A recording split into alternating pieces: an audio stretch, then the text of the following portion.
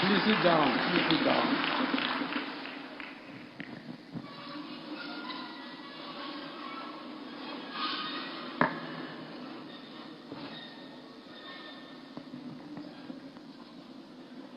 Your Excellency, the Governor of Ebonyi State, members of the National Assembly, members of the Federal Executive Council, former governors of Ebonyi State, Speaker and members of Ebonyi State House of Assembly, Chief Judge and members of Ebonyi State Judicial Council, State Chairman and members of All Progressive Congress, His Royal Highness Eze Charles Puma, and other traditional rulers, religious leaders, distinguished invited guests, ladies and gentlemen. I would like to express my gratitude to His Excellency, Engineer Chief David Weze Umahi, the Governor of Ebonyi State, also known as the Salt of the Nation. This very warm reception I have received from His Excellency and the good people of this state does indeed come with the right amount of salt flavoring and leaves one asking for more. I also would like to thank His Royal Highness and Chairman of Southeast Traditional Rulers Council, Eze Charles Puma, and the members of the Traditional Rulers Council for their role as custodians of age-long traditions, and more importantly, those who use their moral authority to ensure no harm befalls their people. Your presence here today gladdens my heart. Great recognition must also be made to the Council of Elders of Ohanaze worldwide, who, under the leadership of Chief Dr. Emmanuel C. Nwanyawu as Chairman, Council of Elders, have remained very engaging on significant number of issues that are of national importance to us as a nation. It is by no means an accident that I find myself back in Ebonyi in your company to bear witness and also commission a number of projects that were designed to upgrade the quality of infrastructure and by extension improve the quality of life for the people of this great state. The people of Ebonyi have always demonstrated their passion for active and result-oriented governance. Hence, it was of no surprise that the great migration, in quote, took place as they joined our great party, the All Progressive Congress. The works I have seen since my arrival has provided the state a new and fresh outlook from what it looked like in 2017, providing the landscape with more character and personality.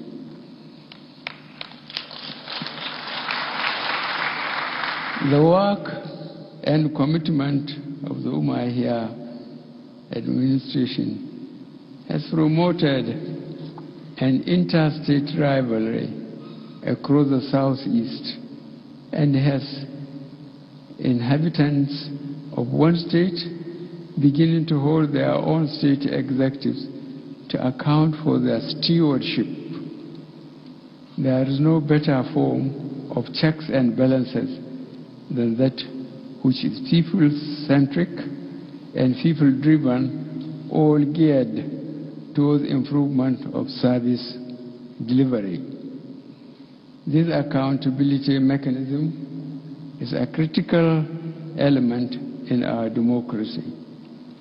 I congratulate His Excellency for his vision, commitment, and steadfastness in ensuring he delivers infrastructures to the benefit of the people.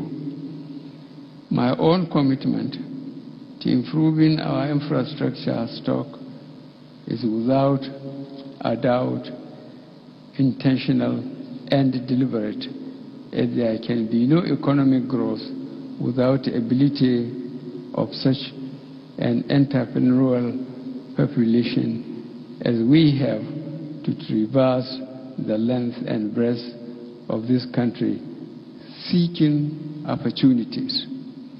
This has been achieved in spite of the very difficult times the world has faced from an economic standpoint and due to the complete global slowdown because of COVID-19 pandemic.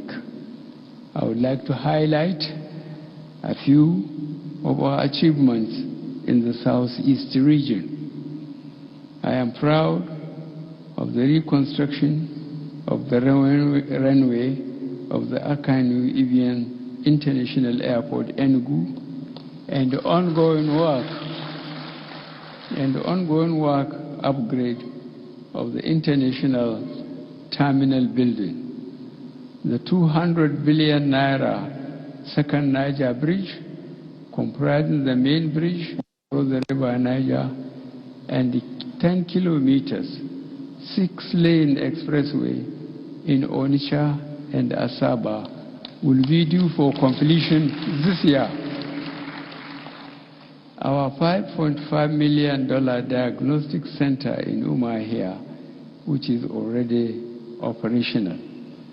The salt of the nation was also beneficiary of our renewed drive in agriculture, particularly the revitalization of the Merband fertilizer blending plant in Abakaliki, which now supplies NPK fertilizer to farmers in the state and all over the southeast. This is in addition to my recent approval to the Solid Mineral Development Fund to intensify its activities in advancing our backward integration efforts in limestone and phosphate mining, both of which are critical elements in the fertilizer value chain, which has come under significant pressure due to the Russia-Ukraine war. On our successful achievement of this objective will not only save the country significant foreign exchange, but will also improve our ability to grow our reserves in a positive way.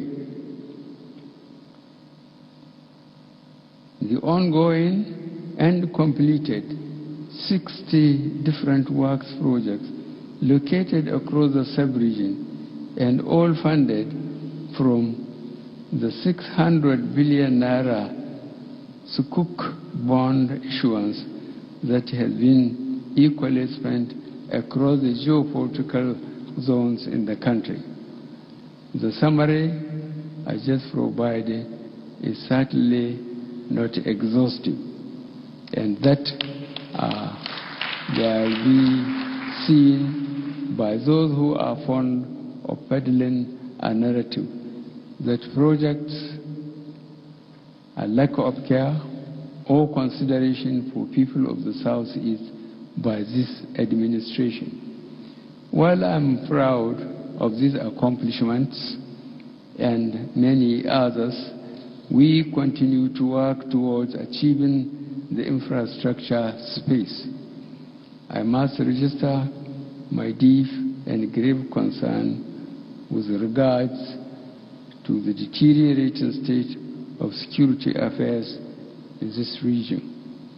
In the last 48 hours, I have been informed of the latest in the round of brutal actions carried out by gang-wielding terrorists who prey on innocent and hard-working citizens. Unfortunately, these barbaric acts were fostered upon those who have committed their lives to protecting their fellow citizens. May the souls of these soldiers and many others who have been lost to these evildoers rest in peace. Terrorists who unfortunately have also brainwashed a certain segment of the population that continue to contribute their hard-earned funds towards their hate-filled messages, but now have them terrorized through their brutal killings, truncation of commercial activities, restriction of freedom of movement, and the ability to exercise basic human rights must be fleshed out from amongst us, and that can only be done with the support of the people. I have listened carefully to the various appeals from the elders to the traditional leaders regarding a wide range of options, and as I have said previously, this matter remains in the full purview of the courts, where it will be properly educated. My worry is for our hard-working and innocent civilians for whom life is already tough and would like to just go out and earn a decent, honest living. There are many that fit this profile, and the government owes them that obligation to protect their lives and property.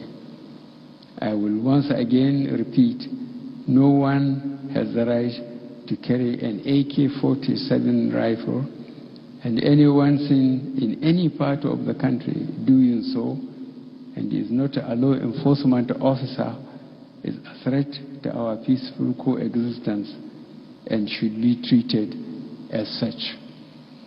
As we find ourselves in the process of selecting another round of leadership for our country, I have repeatedly insisted that among the many legalities I am committed to ensuring is that of a free and fair elections.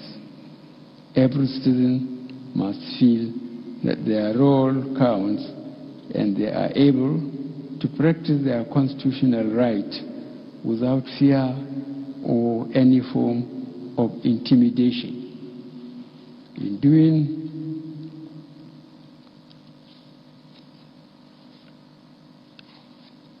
doing so, may the voice of the people be supreme. I thank you for the very warm hospitality. God bless you, and God bless the Federal Republic of Nigeria. Thank you.